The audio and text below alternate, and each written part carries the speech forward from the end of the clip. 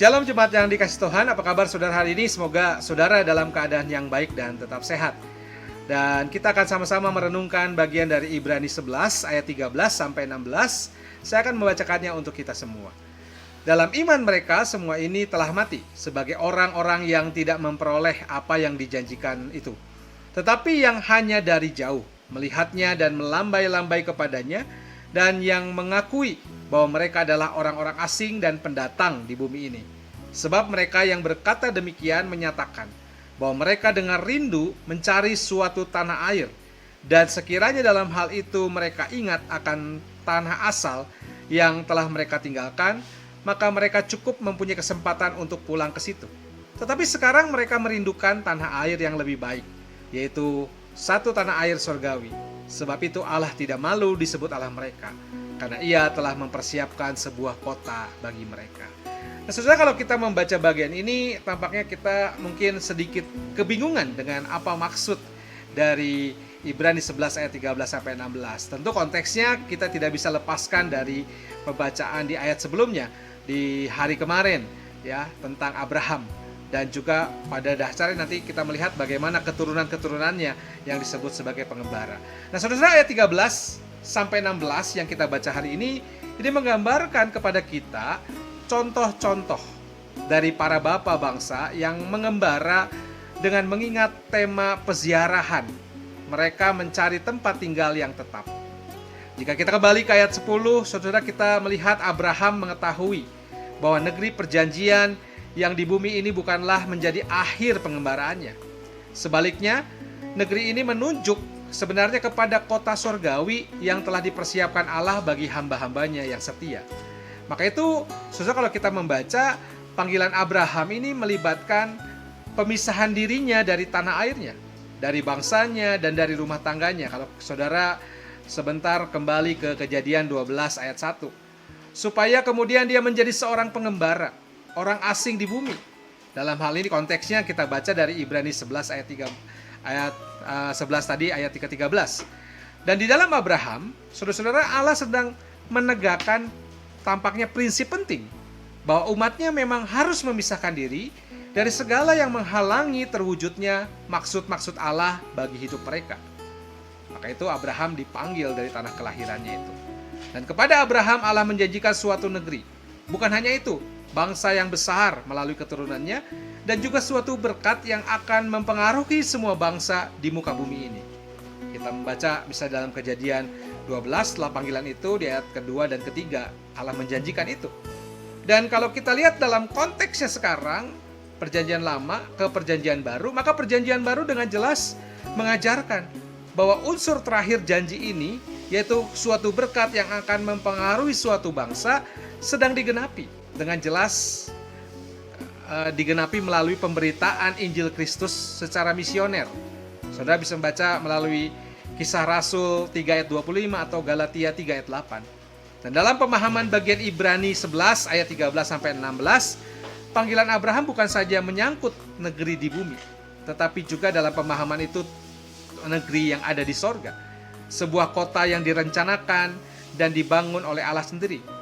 Dan Abraham selanjutnya menginginkan dan mencari tanah surgawi itu di mana ia akan tinggal selama-lamanya dengan Allahnya dalam kebenaran, sukacita, dan damai sejahtera.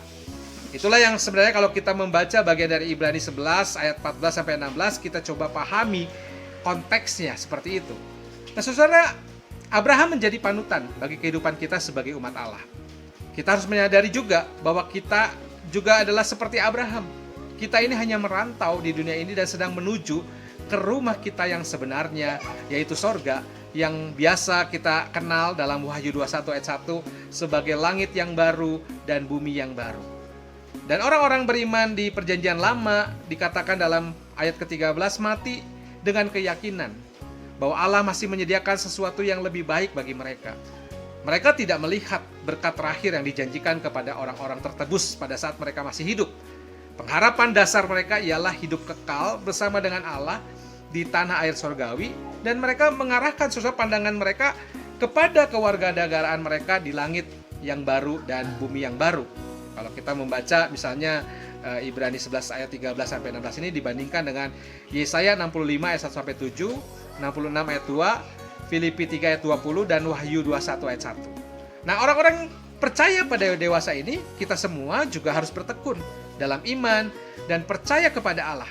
Bahkan ketika kita seperti mereka tidak melihat semua janji Allah itu tergenapi selama kita hidup. Mereka juga tidak melihat, tetapi mereka percaya. Maka itu Allah berkenan, saudara, akan iman yang mampu menyerahkan kembali janji-janji Allah kepadanya untuk digenapi sesuai dengan kehendaknya. Nah, dalam pembahasan inilah, saudara, ada hal yang menarik yang ditulis oleh Pak Yowas Adi Prasetya dalam bukunya Ecclesia in Transitu, yang mencoba memahami gereja itu sebagai juga komunitas iman yang senantiasa mengembara. Ya, Pak Yowas mengistilahkannya sebagai gereja embara.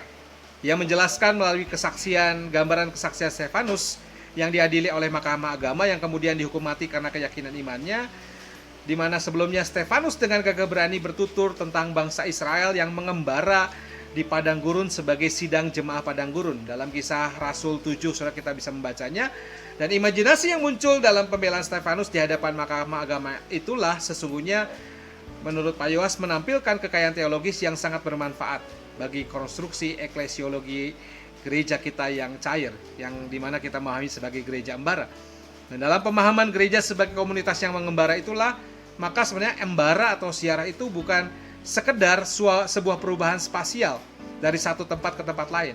Sebaliknya ia juga adalah sebuah arak-arakan temporal menuju masa depan, atau tepatnya memasuki masa depan yang memasuki masa kini terus-menerus. Oleh sebab itu, saudara, memahami gereja, terutama dalam istilahnya paroikia atau parokia, itu harus ditautkan dengan juga parousia. Parousia itu sebuah semangat untuk menghidupi bahwa pelayanan yang kita lakukan ini adalah sebuah arak-arakan yang terus kita jalani menuju pada janji kedatangan Kristus kembali yang kita imani seperti umat Allah di perjanjian lama juga, yang senantiasa dinantikan juga dengan iman. Maka itu, saudara, semoga melalui penjelasan renungan harian pagi ini bisa menolong kita untuk kembali menata kehidupan spiritualitas kita selama kita hidup. Bahwa pelayanan yang kita lakukan bukan hanya pelayanan yang berada di satu tempat, tetapi pelayanan yang kadang-kadang Allah meminta kita untuk bergerak, ya, terus kemanapun Allah mengajak kita bergerak untuk sampai pada pemenuhan setiap janji Allah yang mau diwujudkan melalui keberadaan kita.